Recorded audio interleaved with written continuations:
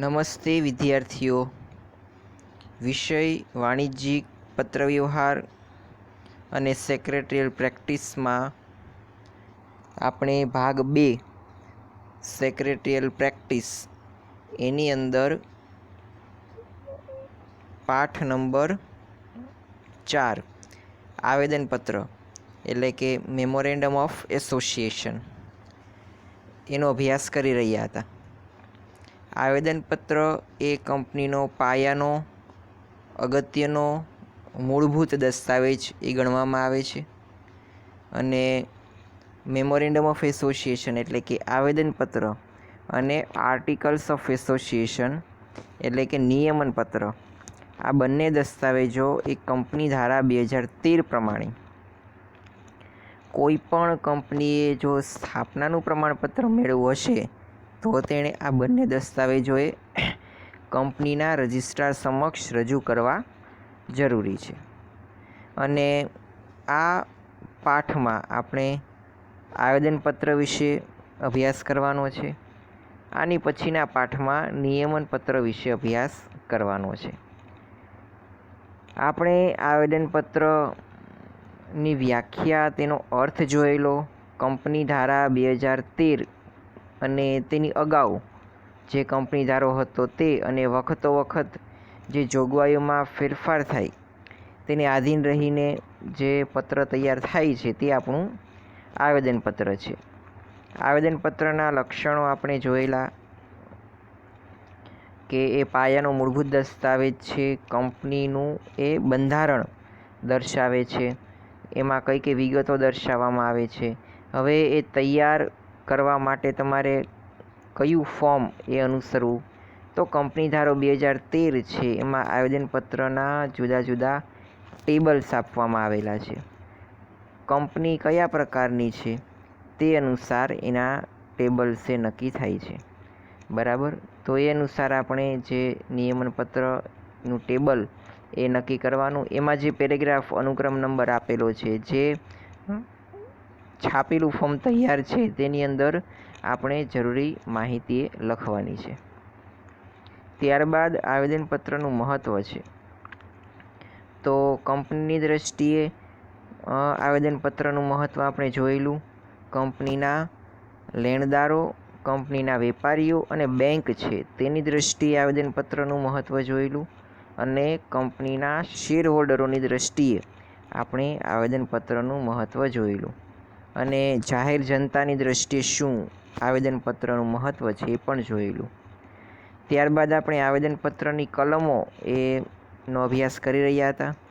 તો આવેદનપત્રની કુલ 6 કલમો છે. નામની કલમ, રજિસ્ટર ઓફિસની કલમ, ઉદ્દેશની કલમ, જવાબદારીની કલમ, મૂડીની કલમ અને સ્થાપનાની કલમ. એમાં જે નામની કલમ છે અને રજિસ્ટર ઓફિસની કલમ એ લગભગ, અને ઉદ્દેશની કલમ પણ, એ 3 કલમ લગભગ આપણે જોઈ છે. નામની કલમમાં કંપનીનું નામ કેવું હોવું જોઈએ એની ચર્ચા કરેલી છે. તો કંપનીનું નામ એ જાહેર કંપનીના નામની પાછળ અને ખાનગી કંપનીના નામની પાછળ શું લખવું એ વિગત જોયેલી. નામ કેવું હોવું જોઈએ અને નામ કેવું ન હોવું જોઈએ તેની આપણે વિગતવાર ચર્ચા કરેલી. ત્યારબાદ રજિસ્ટર ઓફિસની કલમ આપણે જોયેલી કે જે રજિસ્ટર ઓફિસ છે આપણી કંપનીની, બરાબર, એ કઈ જગ્યાએ આવેલી છે કે જેથી આપણે પત્રવ્યવહાર એ કરી શકીએ. આના માટે પણ એ કેટલીક જોગવાઈઓ આપણે જોયેલી. ઉદ્દેશ્ય, કંપનીનો ઉદ્દેશ્ય કેવો હોવો જોઈએ, બરાબર, એની પણ એ ઉદ્દેશના કલમમાં ચર્ચા કરેલી.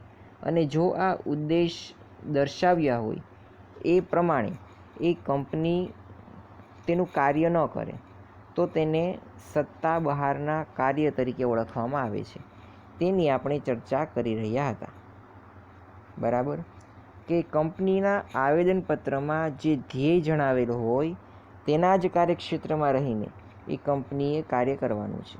અને આવેદનપત્રની અંદર જણાવેલા ઉદ્દેશ્ય સિવાય કંપની કાર્ય કરી શકતી નથી. અને જો આવા કાર્યો કરે તો તે રદબાતલ થશે. બરાબર, એને અલ્ટ્રાવાયરસ પણ કહેવામાં, એટલે કે સત્તા બહારના કાર્યો. એટલે કે જો કંપની એ આ ઉદ્દેશ્યની કલમમાં દર્શાવેલ હોય એ સિવાયના કાર્યો કરે, એની વિરુદ્ધમાં કાર્યો કરે, તો તે પ્રકારના કાર્યોને રદબાતલ ઠેરવવામાં આવે છે. સત્તા બહારના કાર્યો કોઈ પણ પ્રકારના કાનૂની સંબંધો ઊભા કરતા નથી. આ સિદ્ધાંત મુજબ કંપનીના શેરહોલ્ડરો સર્વાનુમતિ ધરાવતા હોવા છતાં ઉદ્દેશ બહારના કાર્યોને સર્વાનુમતિથી બહાલી આપી શકતા નથી.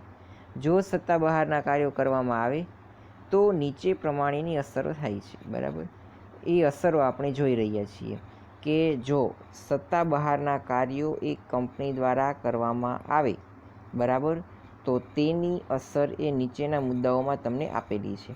એમાંનો પહેલો મુદ્દો, પહેલી અસર, એટલે કે સત્તા બહારના કાર્યો થાય તો એની પહેલી અસર કે સંચાલકો આવા કાર્યો માટે વ્યક્તિગત રીતે જવાબદાર છે.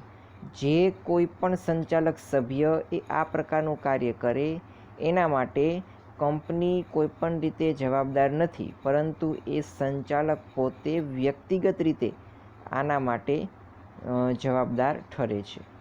પછી બીજો મુદ્દો, અદાલત આવા કાર્યો કરતાં રોકી શકે છે. બરાબર, અદાલત પણ એ આવા કાર્યો કરતાં કોઈ પણ સભ્યને કે કંપનીને રોકી શકે છે. આવા કાર્યો કરવાની મંજૂરી એ અદાલત ક્યારેય પણ આપતી નથી. ત્યાર પછી ત્રીજો મુદ્દો, સત્તા બહારના કરારો રદબાતલ છે. જે ઉદ્દેશ્યની અંદર જે કરારોની મંજૂરી હોય તે જ કરારો એ કરી શકાય. તે સિવાય જો કોઈ પણ પ્રકારના કરારો કરવામાં આવે તો તે કરાર એ રદબાતલ ઠેરવવામાં આવે છે.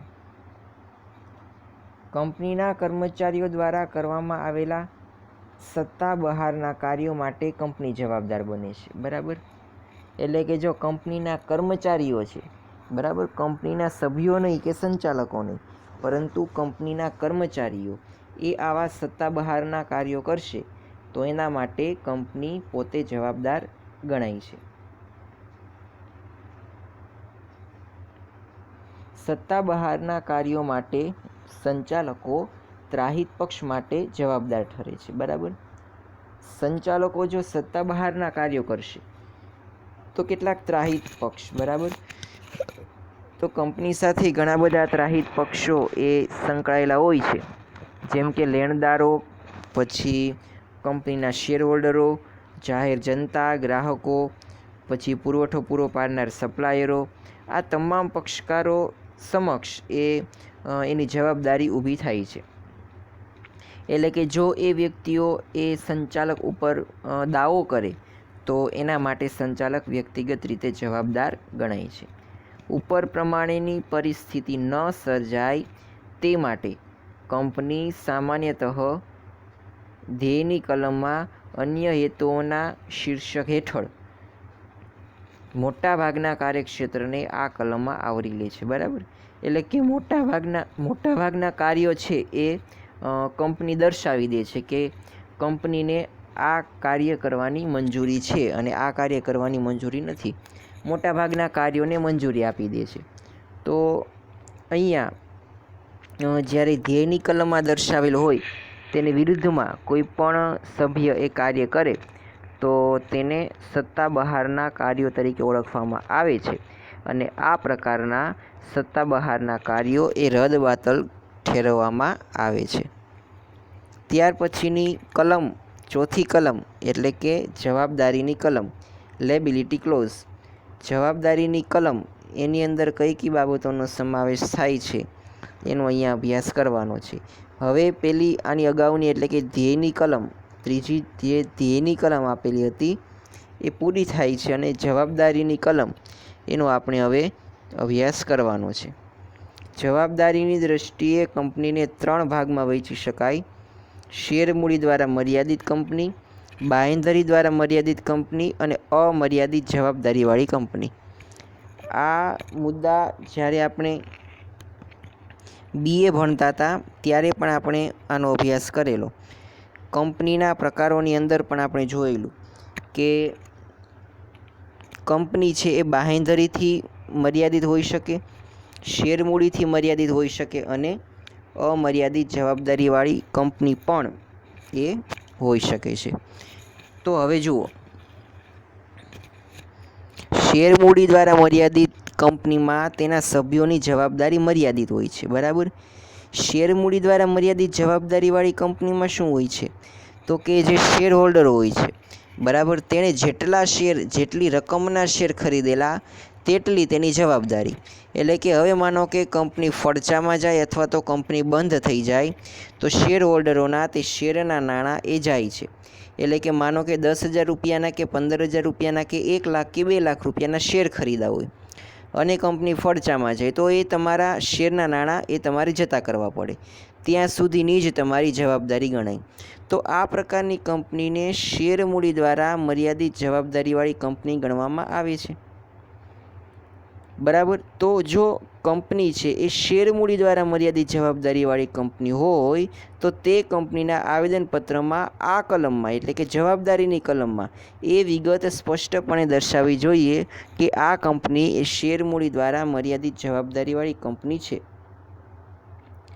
પછી બીજું છે કે બાંહેધરી દ્વારા મર્યાદિત જવાબદારીવાળી કંપની. હવે જો શેર દ્વારા મર્યાદિત જવાબદારીવાળી કંપનીમાં તો જે શેરની દાર્શનિક કિંમત છે, બરાબર, એના જેટલી જવાબદારી એ કોઈ પણ શેર હોલ્ડરની હોય છે.